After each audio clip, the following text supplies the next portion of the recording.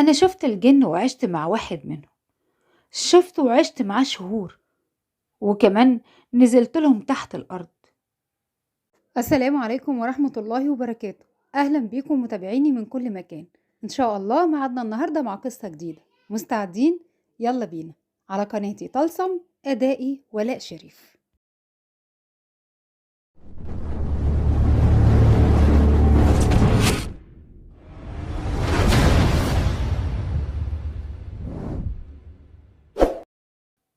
اسمي من الموقف اللي حصل من سنين، لما كان عندي ساعتها 14 سنة. كنت بحلم بشاب وسيم جدا، كان بيمسك ايدي وبركب وراه ويفضل يلف بيا بحصان أبيض جميل زي الأفلام اللي بنشوفها. هو فتى الأحلام اللي بيخطف البطلة وبيهرب بيها على حصان أبيض. لما كنت بشوفه كنت ببقى مبسوطة جدا. كل يوم كنت بشوفه في أحلامي، لدرجة إني بقيت بنام بدري عشان أشوفه. في يوم لقيته بيقولي على غير العادة: منى، أنا بحب تتجوزيني. كنت صغيرة وفرحت قوي وهزت له راسي بمعنى موافقة. ولما عملت كده ضحك وحضني ومسك ايدي وقال لي: جاهزة أعرفك بأهلي؟ غمضي عينيك. غمضت عينيا وفتحتها بعد ثواني. لما هو قال لي: فتحيها. بصيت حواليا لقيت زي قاعة كبيرة وضخمة، ترابيزات كتير جنب بعض، وكان في أشخاص كتير جدا وكأنها حفلة. بس الغريب بقى في وشوشهم إنهم ساكتين، باصين لبعض بصمت، كأنهم عاملين زي التماثيل بالظبط. شكلهم ما كانش مرعب ولا حاجة، بس لبسهم هو اللي كان غريب. ألوان زاهية تعمل أبصار، وكلهم لابسين على رؤوسهم تيجان بمختلف الألوان. كان في ممر بين الترابيزات، وتحت مني سجادة حمراء منقطة بكذا لون. بدأ يشدني من إيدي إني أمشي معاه، بس سحبت إيدي وأنا بقوله: أنا خايفة، هم عاملين كده ليه؟ دول مش بيتكلموا وثابتين، أنا عاوزة أمشي من هنا. لقيته بيبصلي بابتسامة وهو ماسك إيدي وقال لي بحنية: دول أهلي يا منى، مش اتفقنا إننا نتجوز؟ لازم أعرفك بيهم. تعالي معايا، ما تخافيش. طول ما ايدك في ايدي محدش يقدر يمسكها ولا يمسها بسوء. طريقته في الكلام ضحكت، كان ليها سحر خلاني وافقت من غير ما أقوله كلمة، رغم إني كنت خايفة قوي والجو كان حر زيادة عن اللزوم. لما دخلت معاه ومشينا في الممر كنت ببص حواليا عليهم لحد ما وصلنا قدام كرسيين كبار كانوا من الذهب. لما بصيت لقيت راجل وست قاعدين على الكرسيين، الكرسيين الوحيدين اللي معرفتش أشوفهم لما بصيت عليهم، لأني عيني لما كانت بتيجي عليهم كانت بتزغلل. بس قدرت أعرفهم بسبب لبسهم المختلف، وقعدتهم على الكرسيين كانت كلها وقار وهيبة. بدأت أسمع صوتهم كويس، كان صوت أجش وغليظ. صوت الراجل كان مميز، لكن لما جم يتكلموا ما فهمتش أي حاجة من كلامهم. لغة مش عربية، بس واضح من كلام الاتنين دول إنهم غضبانين. أما الشاب اللي كان واقف قدامهم بانحناء وهو ماسك إيدي كان صوته بيدل على إنه بيترجم لهم. فجأة قمت ووقفت ولقيت حركة ورايا. لما بصيت لقيت اللي موجودين كلهم وقفوا بثبات بدون أي حركة. في الوقت ده حسيت إن هيغمى عليا.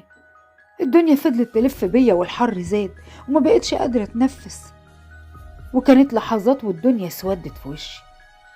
بس كنت سامع صوت الشاب بينادي عليا: منى، يا منى. صحيت على صوت أمي وهي بتناديني. كان الواضح إنه صوتها، بس سمعتها بصوت الشاب. لما صحيت قلبي كان بيدق وكنت عرقانة. أمي دخلت الأوضة وقالت لي وهي بتزغرط: بت يا منى، قومي قومي يا بت، كل ده نوم. قلت لها وانا بتاوب: ايه ياما بتزغرطي ليه كده؟ خير ان شاء الله. شدت الغطا من عليا وقالت لي وهي بتسحبني من ايدي بسعادة: واد عمك محروس طلب يدك من ابوكي، وابوكي وافق او جرى معاه الفاتحة. مبروك يا بت. اتصدمت لأني ما كنتش عايزة أتجوز محروس. محروس أكبر مني ب20 سنة، بس هي ده سلو بلدنا، البنت تتجوز في سن صغير وما يحق لهاش إنها ترفض ولا تمانع، كلام أبوها يمشي عليها. جريت على الحمام زي عادتي لما بكون عايزة أعيط ومحدش يشوفني، بس ما كانش بإيدي حاجة، عشان كده ساكتة وما ببينش حاجة قدام أبويا إني يعني رافضة. كان عمري 14 سنة وحصل واتجوزنا بعد قراية الفاتحة بأسبوع، وكأنهم بيتخلصوا مني. في الأسبوع ده الشاب كان وحشني جدا، لأنه بعد اليوم ده أو اليوم إياه ما بقاش بيجيلي في الحلم. كنت مهمومة لأنه عودني إني أشوفه وأمسك إيده وأسمع كلامه وأسرح في عيونه. بصراحة أنا كنت حبيته، طيب وحنين، وكنت بحس معاه بالأمان والحب والحرية، شعور جميل افتقدته. كل ده لما اتجوزت قلت خلاص مش هشوفه بقى تاني، بس كنت غلطان لأنه جالي وشفته، بس مش في الحلم، المرة دي في الحقيقة. ظهر لي يوم دخلتي، وقتها لما طلعنا الشقة جريت على الحمام لأني كنت خايفة من محروس وكأنه وحش هيموتني، وفضلت أعيط وكنت سامعة صوت محروس بيضحك وبيقول لي على راحتك يا عروسة، أنا مستنيك هنا في أوضة النوم، بس ما تطوليش عنديكي. حسيت بإيده وقتها وأنا في الحمام بتطبطب عليا وصوته بيقول منا ما تخافيش، أنا مش هسيبك. الصوت كان أكنه جاي من المراية اللي في الحمام. قمت وبصيت لقيته، شفته واقف بين جبلين ومتسلسل من إيده ورجليه، وبدأ يقول أبويا وأمي رفضوا إني أتجوز منك ونفوني هنا، بس صدقيني أنا أهرب من هنا وهجيلك، ههرب من هنا وهجيلك عشان نتجوز، وساعتها هنهرب أنا وإنت ومحدش هيعرف عننا حاجة. كنت بصاله وأنا ساكتة وخايفة، خايفة جدا، لأن ببساطة ما كانش بالشكل المتعودة أشوفه بيه. هو نفس الصوت، لكن شكله كان مرعب، كان شبه القرد بالشعر الكثيف اللي على جسمه، ونفس تقويسة الظهر، مخالب طويلة وعيون حمراء، ووشه كان كبير زي جسمه وإيده ورجليه. لما شفته صرخت وقعت من طوله. ساعتها محروس كسر باب الحمام وشني وحطني على السرير، فضل يفوق فيا، ومن يوميها ولمدة 7 شهور بالتمام والكمال ما قربش مني. كنت بشوف قرد، كنت بشوفه بنفس هيئته اللي ظهر لي في المراية. لما الموضوع طول وأمي عرفت، ودتني لشيخ في القرية عندنا، اداني حجاب وقال لي إني ما اقلعهوش من رقبتي، وكل يوم استحمى بمية مقروء عليها كلام هو ادهوني، وقال لي قولي في المية كلام زي طلاسم. عملت كل اللي قال عليه وما حصلش حاجة. ده يمكن الوضع زاد سوء، ده لأن محروس كان كل ما يدخل الحمام كان بيشوف انعكاسي في المراية ووشي محروق، وكان بيقول إنه بيسمع صوت بينادي عليه كل يوم بالليل وبيحذره إنه يقرب منه. حياتنا اتقلبت جحيم، حرفيا اتقلبت جحيم. بس في الوقت ده ظهر معدن محروس الحقيقي، كنت مفكراه عشان أكبر مني إنه هيضربني في الرايحة والجاية وهيبقى معايا مش مبسوط، بس ده ما حصلش، لأنه كان بيعاملني بما يرضي الله وكان بيحبني.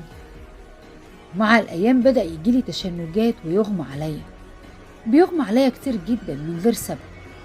محروس لف بيا على دكاترة كتير وكلهم أجمعوا إني سليمة، مفيش حاجة فيا، لحد ما لقيت محروس بيقولي بقولك إيه يا بنت الناس، أنا لقيت شيخ كويس، بس هنضطر إن إحنا نسافر ليه، مش هنستنى كتير، بكرة بإذن الله هنتحرك.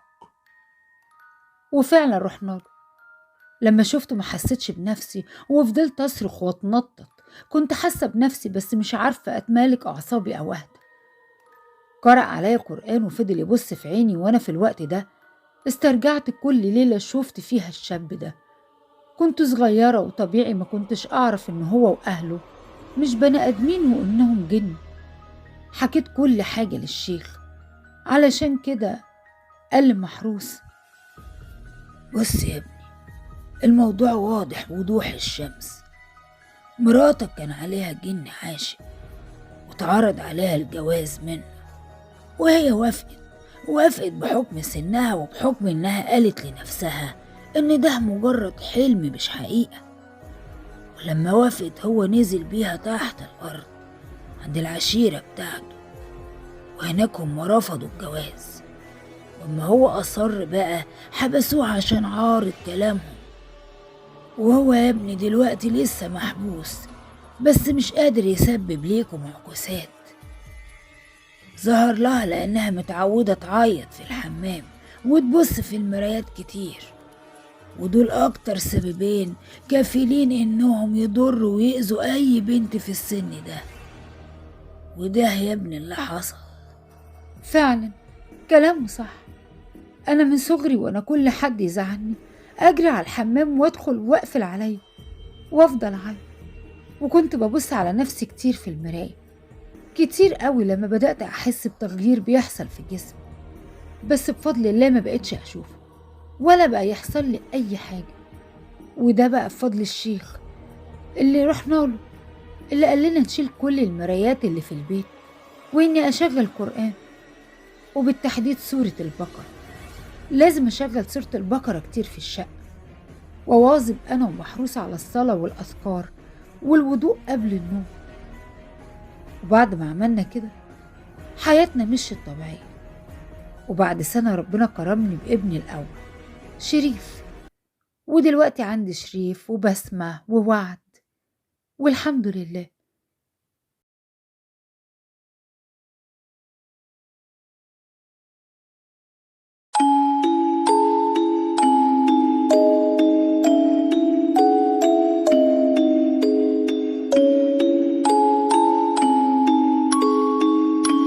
أنا اسمي إسماعيل أبو المجد، مهندس مدني، عندي 34 سنة. أما دي مراتي مدام سحر مراد. ودي بنتي سارة عندها 6 سنين. قصتنا بدأت أحداثها من حوالي 3 سنين. بعد تخرجي اتجوزت سحر وسافرت في عقد عمل في دبي. هناك بقى خلفت بنتي سارة. بعد حوالي 3 سنين ربنا كرمني وجاتلي فرصة شغل مهمة جدا في القاهرة. طبعا قابلتها، وخصوصا ان سحر كان نفسها ترجع تعيش في مصر بعد ما والدها توفى واخوها سافر برا مصر، ووالدتها بقت عايشة لوحدها. ورجعنا مصر، واضطرينا اننا ننزل ضيوف عند والدة سحر لحد ما اقدر الاقي شقة نشتريها. وبعد شهر من التدوير ربنا كرمني بسمسار لقى شقة لقطة، شقة في عمارة جديدة بأسانسير، هي موجودة في المعادي. الشقة كانت في الدور الرابع، وكمان الشقة كانت متشطبة سوبر لوكس، لأن كان عايش فيها أسرة قبلينا وعايزين يبيعوا الشقة. وفعلا أخدت سحر ورحنا اتفرجنا عليها. كانت شقة تحفة، 4 أوض كبار وحمامين، 1 عمومي و1 داخلي في أوضة، والشقة بحري ومش مجروح، وتمنها كمان مناسب للمبلغ اللي معايا. وحرفيا أول ما سحر شافتها عجبتها جدا، وقالت لي أنا حاسة إنها هتبقى شقة العمر. والشقة كانت على بعد نص ساعة كمان من شغلي، وده بالنسبة لي ميزة مهمة جدا، وخصوصا مع زحمة القاهرة. وفعلا عجبتني الشقة وقررنا ناخدها. واتفقت مع السمسار إنه يظبط لنا ميعاد مع صاحب الشقة عشان نمضي العقد. حددنا الميعاد بعدها ب3 أيام. كان راجل كبير في السن اسمه الحاج عواد. كان راجل محترم جدا، بس كان متهجم كده ومكشر. كان باين عليه إنه متضايق وهو بيبيعها. مضينا على العقد الابتدائي ودفعت عربون، واتفقت معاه إن المحامي بتاعي هيروح معاه يسجل الشقة في الشهر العقاري، وندفع باقي تمن الشقة ونستلمها. بس اللي لاحظته إن ورق الشقة اللي معاه بيقول إن الشقة ورث. ساعتها ما فهمتش هو الراجل ده ورث شقة زي دي ازاي. حتى لما سألت السمسار قال لي إنه ما يعرفش أصل الموضوع، فما اهتمتش يعني بالتفاصيل دي، وخصوصا إن ورق الشقة سليم، وكمان إن صاحب الشقة مش ودود يعني لدرجة الناس قالوا. وفعلا بعدها ب4 أيام كنا سجلنا الشقة ونقلت الملكية من الحاج عواد ليا، واديت للسمسار حق، وبقت الشقة دي بقى بتاعتي خلاص. واتفقت مع واحد مقاول عميل عندي إنه هيغير لي دهان الشقة، وكمان هيعيد لي على السباكة والنجارة. وبما إن الشقة كده أصلا متشطبة فما كانش فيها يعني شغل كتير، كان كلها حاجات بسيطة لها علاقة بالديكورات. وبعد أسبوع استلمنا ونزلنا اشترينا عفش بباقي الفلوس، ونقلنا للشقة وحياتنا الجديدة كانت مستقرة. قسمت الشقة، أوضة نوم اللي فيها الحمام بتاعتي أنا وسحر، وأوضة نوم لسارة وصالون وسفرة، وطبعا الصالة منسيناهاش، حطينا فيها ركنة صغيرة مع تلفزيون. عدى علينا شهر كامل في الشقة من غير أي أحداث، بس بدأت الأحداث الغريبة معايا في يوم خميس. والدة سحر كانت تعبانة شوية، وسحر قالت لي ساعتها إنها هتروح هي وسارة تبات معاها يوم، واتفقت معاها إني هبات في الشقة لوحدي، وهروح يوم الجمعة أخدهم بالعربية ونروح، ولو والدة سحر فضلت تعبانة نوديها للدكتور. وفعلا سحر أخدت سارة وراحت لوالدتها، وأنا رجعت من الشغل اتغديت وقعدت في الشقة، ودي كانت أول مرة أبات فيها لوحدي من ساعة ما اشتريناها. أنا كنت متعود أسهر كل يوم خميس وأتأخر في النوم، أقعد أتفرج على فيلم أجنبي، وكان عشقي أساسا هي أفلام الرعب. ظبطت السهرة بتاعتي وقعدت أتفرج على الفيلم، كان أول مرة يتعرض على التلفزيون، وكنت مستنيه بقالي كتير. بيحكي عن بيت مسكون وناس بتروح تسكن فيه وبيتعاملوا مع أشباح البيت. الفيلم كان هيتعرض الساعة 12 بعد نص الليل. ظبطت السهرة، لب وسوداني، وحطيت البراد على البوتاجاز عشان أعمل شاي، وفعلا عملته وبدأت أتفرج على الفيلم. عدى منه حوالي نص ساعة، كان فيلم حلو جدا، بس فجأة وأنا قاعد شميت ريحة شياط. أيوة، كانت ريحة شياط جاية من المطبخ، ريحة جامدة جدا. استغربت جدا، وخصوصا إني متأكد إن قفلت عين البوتاجاز، بس دخلت لقيت البراد على النار ومفيهوش مية وبدأ يسيح. شلته بسرعة ورميته في الحوض، حمدت ربنا إنه مولعش، بس أنا متأكد إني شلت البراد من على النار. لكن ساعتها شكيت في ذاكرتي وقلت يمكن عشان بس متحمسة عشان الفيلم. المهم قفلت النار ورجعت أكمل الفيلم، بس بعدها برضه بربع ساعة شميت ريحة شياط تاني. قمت من على الكنبة وجريت ودخلت المطبخ، ولما دخلت استغربت جدا من اللي شفته. لقيت البراد على البوتاجاز والنار شغالة. لا، كده في حاجة غلط. أنا متأكد 1,000,000% إني طفيت النار وحطيت البراد في الحوض. رجع تاني هنا إزاي؟ شلت البراد تاني وحطيته في الحوض وقفلت البوتاجاز، وزيادة بقى في الأمان المرة دي قفلت محبس الغاز العمومي، وخرجت أكمل الفيلم وأنا حاسس بالقلق. ما هي برضه يعني حاجة مش طبيعية. بس بعد أقل من 5 دقايق فجأة لقيت النور قطع. طبعا بصراحة اتخضيت. حط نفسك مكاني، قاعد بتتفرج على فيلم رعب ويحصل معايا موقف البراد وفجأة النور يقطع. ودي كانت أول مرة النور يقطع فيها من ساعة ما أخدنا الشقة. قمت من مكاني وولعت كشاف الموبايل ودخلت المطبخ عشان أولع شمع. المطبخ كان موجود في آخر ممر طويل، فيه أوضة نوم وفيه الحمام الكبير وفي آخره المطبخ. وقفت أدور على الشمع وأنا منور بكشاف الموبايل. دورت شوية لحد ما لقيته، لأني ما كنتش أعرف مكانه. ولعت شمع بالولاعة بتاعتي وطفيت كشاف الموبايل ولفيت عشان أخرج من المطبخ أعدي من الصالة. بس وأنا خارج وأول ما عديت من قدام باب الحمام حسيت بتيار هوا جامد قوي خارج من الحمام، وفي قوته دي الشمعة انطفت، وكمان لمحت في الضلمة وحسيت بحاجة بتخرج بسرعة من الحمام وبتدخل أوضة النوم. طبعا أنا اترعشت من الخوف والتليفون وقع من إيدي. مديت إيدي بسرعة في جيبي وطلعت ولاعة ونورت الشمعة تاني. من كتر إحساسي إن في حد معايا في الشقة دخلت أوضة النوم وبصيت فيها. بعدين استغربت من نفسي جدا، إيه اللي بيحصل ده؟ إيه اللي أنا بعمله؟ هو الفيلم هيأثر عليا ولا إيه؟ قلت لنفسي بلاش جنان ياض يا إسماعيل، عيب انت راجل كبير ومهندس، ما تسيبش الوهم يخطفك. وعشان ما يبقاش في أي حجة لنفسي قفلت باب الحمام وباب أوضة النوم وخرجت قعدت في الصالة وحطيت الشمعة قدامي. ساعتها ولعت سجارة وبدأت ألعب في الموبايل شوية. اندمجت في اللعبة، ومع نور الموبايل اللي ضارب في عيني ونور الشمعة لمحت حاجة غريبة جدا. لمحت ظل ظهر على الحيطة اللي قدامي. طبعا قلبي وقع في رجلي حرفيا لما لمحته، وخصوصا انه اختفى بسرعة وكأن حاجة عدت من قدام الشمعة بسرعة الطيف. انتبهت وبصيت حواليا وانا حاسس ان في حاجة مش مظبوطة، بس قلت ده اكيد وهم، بلاش اسلم دماغي. كملت لعب على الموبايل وانا مترقب اي حاجة تانية انها ممكن تحصل. عدى حوالي 5 دقايق واندمجت في اللعبة تاني، وفجأة سمعت صوت نفس جنب وداني الشمال. أول ما سمعت النفس بصيت على شمالي بسرعة وأنا قلبي بيدق من الخوف، بس أول ما بصيت شمالي حسيت بحد نفخ في وداني اليمين.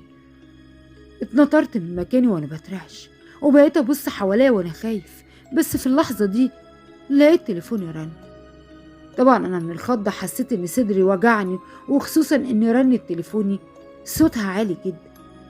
بصيت في الموبايل ولقيتها صح، ردت عليا وهي بتحاول تمسك نفسها. صوتها كان متغير وقالت لي إن والدتها تعبانة وإن هي مش عارفة تتصرف. حسيت إن ده كان طوق النجاة علشان أنزل يعني من الشقة. قفلت المكالمة مع سحر وغيرت هدومي بسرعة وأخدت بعضي ونزلت جري من الشقة، وأنا حاسس إني استريحت لما نزلت. ورحت عند سحر في بيت والدتها وأخدتها ونزلنا للدكتور. التشخيص بتاعها كان عبارة عن إن هي نازلة معوية حادة، والدكتور قال يا ريت ما تسيبوهاش لوحدها في البيت وتبقوا معاها ترعوها لحد ما تسترد صحتها. وخرجنا من عند الدكتور وجبنا لها العلاج ورجعنا على بيت حماتي. وطبعا اتفقت مع سحر إني هبات معاها على أساس يعني إن هاخد بالي منهم، علشان خلاص إحنا كنا كمان وصلنا للساعة 3:30 بعد الفجر. ولما نصحى بقى نشوف هنعمل إيه، لأن كان في اقتراحين: يا إما ناخد حماتي شقتنا تقعد معانا 2-3 أسبوع، يا نيجي إحنا بقى بهدومنا ونقعد معاها هنا. واليوم خلص ودخلنا ننام. أنا في العادي ما بحلمش، ولو حتى حلمت ما كنتش بفتكر الحلم بتاعي، لكن في اليوم ده حلمت بأكتر حلم مزعج حلمته في حياتي. حلمت إني نايم في مكان ضلمة جدا والهوا اللي فيه تقيل، وكنت حاسس بانقباض في قلبي وإني مش قادر أتنفس. وفجأة ضرب نور أحمر جامد قوي في المكان. النور كان بلون الدم، عشان أكتشف إني واقف في شقتنا. كنت واقف في الصالة وشايفها بعيني حاجات كتير مرعبة. الحيطان بتاعت الصالة كانت بتنشع دم، والدم مطرطش على الكنبة والتلفزيون. كنت حاسس بالخوف الشديد، وبعدها بدأت أسمع صوت خبط جاي من أوضة النوم بتاعتي. كان صوت خبط ورا بعض وكأنك بتدق حاجة بشاكوش. بدأت أتحرك من الصالة وأمشي ناحية أوضة النوم.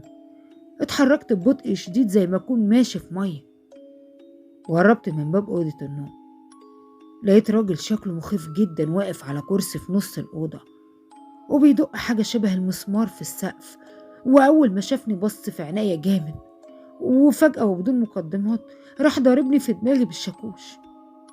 أنا من قوة الخبطة حسيت بدماغي بتوجعني جدا، وصحيت من النوم وأنا دماغي فعلا وجعاني وحاسس بألم شديد. حاولت إن أنا ما بينش أي حاجة ولا أحكي لسحر أي حاجة. كفاية اللي هي فيه. نزلت صليت الجمعة وقعدنا مع بعض، وعدى اليوم هادي جدا من غير أي مشاكل أو أحداث مش طبيعية. وعلى بالليل سحر قالت لي إنها هتاخد والدتها عندنا في الشقة عشان شغلي، ما يبقاش يعني بعيد قوي عن البيت، وكمان هناك في بواب في العمارة، فمش هتبقى مضطرة بقى إنها تنزل تجيب أي طلبات وتسيب والدتها يعني لوحدها. وفعلا يوم السبت حضرت هدومي ووالدتها هي كمان، وقفلنا شقتها وركبنا عربيتي وطلعنا على المعادي. ولما وصلت العمارة، الأسانسير في الوقت ده كان متعلق في الدور بتاعنا احنا. دورت على البواب ما لقيتوش. قررت بقى إن أطلع السلم على رجلي وأجيب الأسانسير وأحط فيه الشنط وحماتي تطلع فيه. بس لما طلعت سمعت صوت طالع من شقتي، كان صوت عالي جدا. فتحت الباب ودخلت لقيت التلفزيون شغال، وصوته كان عالي قوي. أكيد نسيت أفصل الكهرباء عنه لما النور كان قاطع، وأكيد طبعا لما الكهرباء رجعت اشتغل.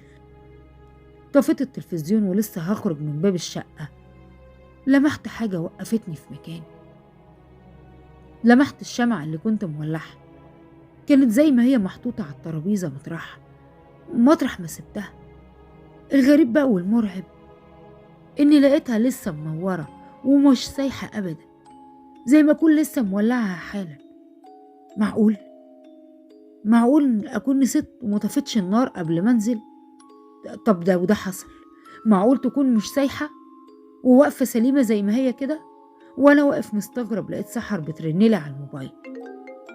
فقت لثواني من التفكير وطفيت الشمعة ودخلتها المطبخ، وأخدت الأسانسير ونزلت، حطيت الشنط وحماتي وركبت وطلعنا. واحنا في الأسانسير لقيت سحر بتقولي: مالك؟ انت متغير ليه؟ ساعتها قلت لها: مفيش حاجة، عادي. مرضتش احكي لها على الحاجة الغريبة اللي بتحصل في الشقة دي عشان يعني مخوفهاش. دخلنا وغيرنا هدومنا وسحر حضرت لنا عشاء، وحماتي دخلت تنام في اوضتها. سارة وانا وسحر دخلنا اوضتنا عشان ننام. الساعة بقت 11 بالليل وانا عندي شغل الصبح. بس بعد ما رحنا في النوم وحوالي الساعة 1 بالليل سمعت صوت جاي من الصالة، كان صوت ضحك عالي. استغربت وقمت من نومي وبصيت على سحر، لقيتها نايمة جنبي. معقول تكون حماتي صحيت وقاعدة بتتفرج يعني على التلفزيون؟ قمت من سريري بالراحة من غير ما أصحي سحر، وخرجت الصالة لقيت سارة قاعدة في ركن الأوضة وهي بتضحك وقدامها لعبة. قربت منها وأنا مستغرب وسألتها: انتي صاحية دلوقتي ليه يا سارة حبيبتي؟ ايه اللي طلعك من اوضتك؟ بصيت لي في براءة وقالت لي: كنت بلعب مع مروان يا بابا. سألتها ساعتها: مروان مين يا حبيبتي؟ الولد اللي ساكن في الحيطة دي.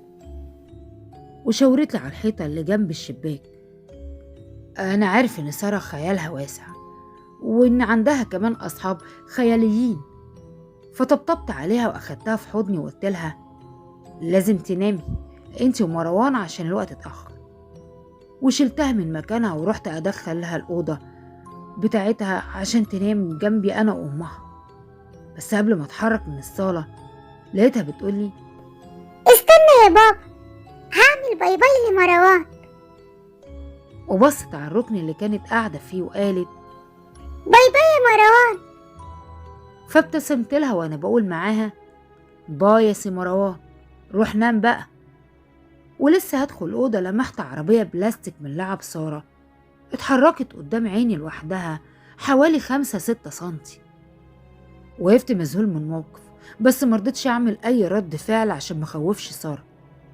بس هي ضحكت بصوت عالي وقالت لي: بابا، مروان بيعمل لك باي باي. حاولت إن أتصرف طبيعي وأخدتها ودخلت أوضتنا. أول ما دخلت جنبي نامت، وأنا فضلت صاحي بفكر في اللي بيحصل ده. أكيد في حاجة مش صح، كمية الأحداث دي مرعبة. كنت نايم ومدي ظهري لسارة، حسيت بيها وهي بتحضني من ظهري. ابتسمت وأنا فرحان ببنتي اللي بتتحامى فيا. بس فجأة بدأت أحس إن قبضة إيديها بتتقل على ظهري، وفجأة لقيت إيديها طولت ولفت كلها حوالين ظهري وبطني كمان. حاولت أتحرك من مكاني وأبص عليها، بس هي كانت أقوى مني بكتير وقدرت تكتفني في مكاني. وفجأة حسيت بنفسها جنب وداني، كنت سامع صوت نفسها في وداني وأنا خايف حتى ألف أبص عليها. فتحت بقها واتكلمت، بس ده ما كانش صوتها الطفولي. دي اتكلمت بصوت خشن وتخين وقالت لي، والصوت كمان على فكرة كان قاسي وقوي جدا، وقامت قايلة: امشوا من هنا وإلا هتموتوا كلكم. مش مسمح لكم إنكم تفضلوا موجودين هنا. ساعتها أنا صرخت من الرعب، ومن قوة صريخي صحت من النوم. أنا مش فاكر نمت إمتى ولا نمت إزاي، حاسس إن كل الأحداث داخلة في بعضها لدرجة إني مش قادر أحدد الفرق بين الواقع والخيال. بصيت في الساعة لقيتني متأخر على شغلي، ولاحظت إن سارة مش موجودة كمان جنبي. صحيت سحر وقلت لها: سحر. ساعتها ردت عليا وقالت لي: في إيه مالك؟ سارة فين إزاي؟ ما هي نايمة جنب ماما من امبارح. لا بس دي جت نامت جنبنا بالليل. في اللحظة ديت سحر قامت من مكانها وراحت أوضة سارة، وبعدها رجعت وقالت لي: سارة نايمة جنب ماما. اطمنت ولبست ونزلت شغلي. ولما روحت بالليل كانت سحر متغيرة شوية، كان باين عليها. سألتها: مالك في ايه؟ طبعا هي ما ردتش عليا. أنا كلمتها طول النهار حوالي 4-5 مكالمات وكانت طبيعية، فما فيش حاجة. بس لما ضغطت عليها حكت لي وقالت لي: بعد ما انت نزلت دخلت كام من النوم، فبعد ما رحت في النوم سمعت صوت مية جاي من الحمام. استغربت وقمت أشوف في ايه. خبطت على باب الحمام واتفاجئت ان انت اللي بترد عليا. سألتك: هو انت ما نزلتش؟ بس ما حدش رد عليا. خبطت تاني وما حدش رد، فمديت ايدي وفتحت الباب لقيت الحمام فاضي والدش شغال لوحده. استغربت جدا وقفلت الدش وخرجت من الحمام ودخلت المطبخ عشان اعمل فطار. بس قبل ما ادخل المطبخ لمحت حاجة زي واحدة ست خرجت من الحمام بسرعة وجريت على أوضة النوم. اتفزعت جدا وخفت ودخلت أوضة النوم لقيتها فاضية، بس فضلت خايفة طول النهار. أنا حاسة إن في حاجة مش مظبوطة يا إسماعيل. حاولت أطمنها وأفهمها إن دي تهيؤات وإن مفيش حاجة وما تقلقش، مع إن أنا كمان كنت خايف. وعلى الغدا وإحنا قاعدين حماتي كانت بتهزر مع سارة وبتقول لها: انت طول الليل يا بت عمالة تخبطيني وانت نايمة، أنا مش هنيمك جنبي يا بت انت تاني. بصيت لها كده وقلت لها بهزار: ما تقلقيش يا حماتي، أنا ريحتك منها طول الليل وكانت نايمة جنبي في حضني. لقيت حماتي بتبصلي باستغراب وقالت لي: ازاي يا ابني؟ أنا طول الليل صاحية وسارة ما اتحركتش من مكانها. رديت عليها ساعتها وقلت لها: ازاي يعني؟ أنا صحيت لقيت سارة بتلعب في الصالة على الساعة 1 وأخدتها ودخلت أوضتنا. حلفت بالله إن سارة ما اتحركتش من مكانها. بصيت لسارة وقلت لها: يا حبيبتي، مش انتي جيتي نمتي في حضني بالليل؟ ردت البنت وقالت لي: لا. طيب مش احنا عملنا باي باي لمروان؟ لقيت ساعتها البنت اتخضت ووشها قلب وقالت لي: هو انت شفت مروان؟ فسحر هنا سألتها: مروان مين؟ ردت البنت وقالت: ده ولد وحش قوي، بيطلع بالليل من الحتة دي ويخوفني وعاوز يلعب معايا بالعافية، وانا ببقى خايفة منه عشان عنده خرم هنا. في اللحظة دي شاورت على صدرها. بصينا لبعض أنا وسحر، وفي اللحظة دي سمعنا كلنا صوت حاجات بتتكسر في المطبخ. الصوت كان عالي جدا بطريقة مرعبة. طلعنا نجري على المطبخ عشان نشوف في ايه، بس قبل ما ندخل الممر للمطبخ في آخره النور قطع. اتمسمرنا في مكاننا أنا وسارة، وبعدها سمعنا صوت عياط طفل صغير جاي من أوضة النوم. الصوت كان واضح قوي بطريقة مرعبة. ولعت كشاف الموبايل وقربت من أوضة النوم، بس قبل ما ادخلها لمحت طفل صغير طالع من الأوضة بيجري على الحمام وفي سكينة مرشوقة في صدره. أنا من الرعب والخوف الموبايل وقع مني على الأرض وحسيت إني متخشب مكاني. سمعت صوت سحر بتصرخ بصوت مكتوم وهي حاطة ايديها على بقها من الخوف. وقبل ما نتحرك احنا الاتنين لقيت النور رجع. بس أول ما النور رجع قلبي وقع في رجليا من الخوف، لأننا لقينا حيطان الصالة والعفش غرقانين بقع دم ناشف، وما كنتش عارف أعمل إيه ولا أتصرف إزاي. أنا كنت واقف بترعش ومرعوب من المنظر، وفي ثانية اتملكت نفسي وقلت لسحر: بقولك إيه، إحنا ملناش قعاد في الشقة دي مش أول حاجة غريبة تحصل. انده أمك يلا وسارة ويلا ننزل. في اللحظة دي سمعت سارة بتصرخ. جرينا من سحر لأوضة السفرة، لقينا سارة واقعة في الأرض قدام باب الأوضة، كانت بتشاور على ركن الأوضة وبتترعش جامد. رفعنا جنينا مطرح ما كانت سارة بتشاور، لقيت حماتي طايرة في الهوا. أيوة والله، الست الكبيرة اللي معدية 50 سنة المريضة كانت طايرة في الهوا، شعرها منكوش وعينها بيضة تماما ما فيهاش نن اسود. اتكلمت بصوت غير صوتها، صوت خشن وتخين، وقالت: أنا بأمركم إنكم تسيبوا الشقة دي وتمشوا فورا، انتوا غير مرحب بيكم هنا، ده مكاننا ومش هنسمح لكم تعيشوا فيه. وصرخت صرخة قوية جدا، ومن قوة الصرخة والصوت إزاز الشقة كله فرقع واتكسر، الكوبايات وإزاز الشبابيك وظرف النيش، حتى كمان إزاز ترابيزة السفرة فرقع. بعدها حماتي وقعت من مكانها على الأرض، جرينا عليها وشلتها، وسحر أخدت سارة وطلعنا نجري من الشقة بهدومنا بس. ركبنا العربية وطرنا على شقة حماتي، كنا مش مصدقين اللي حصل، إيه اللي إحنا شفناه ده؟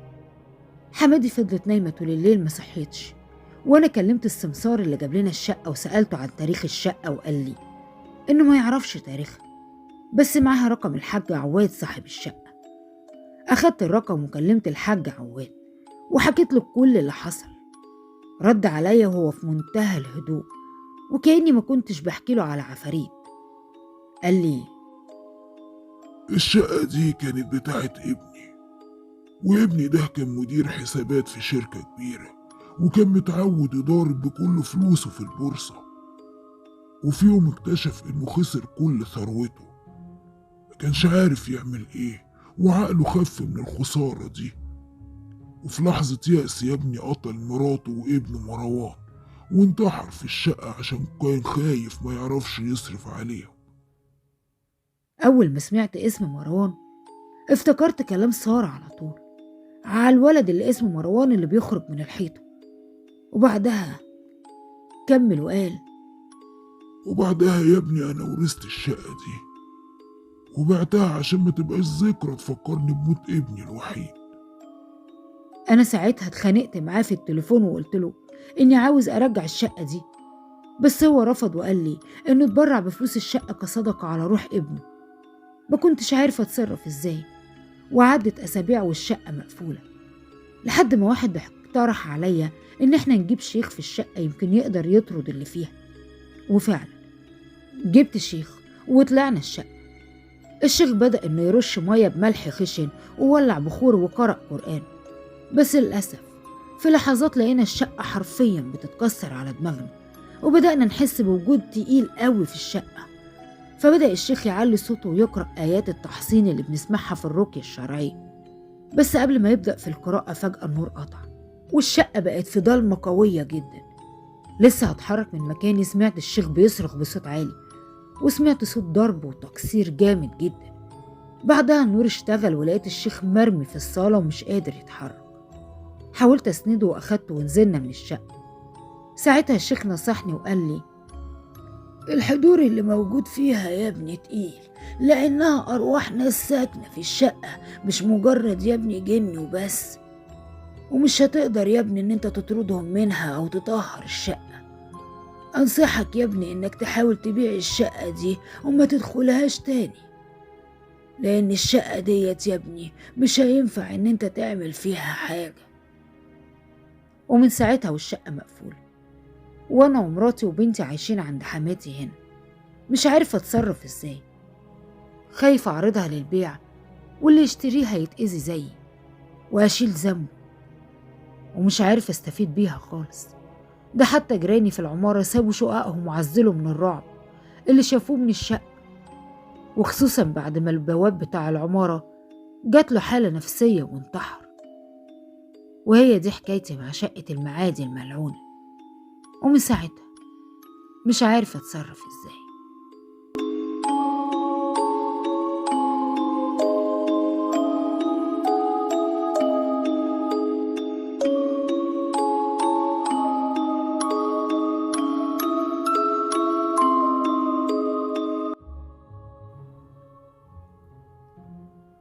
وبكده نكون وصلنا معاكم لنهاية الحلقة. قصة النهاردة حقيقية حدثت بالفعل، وهي من إعداد الكاتب يوسف مصطفى. القصة بعنوان شقة المعادي. أتمنى تكون عجبتكم. ما تنسوش الدعم للحلقة وللقناة بلايك وكومنت وشير، واشتركوا بالقناة لو أول مرة تشوفوها وعجبكم المحتوى. وياريت ما تنسوش أهم حاجة إن انتوا تفعلوا زر الجرس على الكل عشان يوصل لكم الإشعار بأي حلقة أنا بنزلها جديدة. دمتم في حفظ الله ودمتم مرعبين. تصبحوا على ألف خير.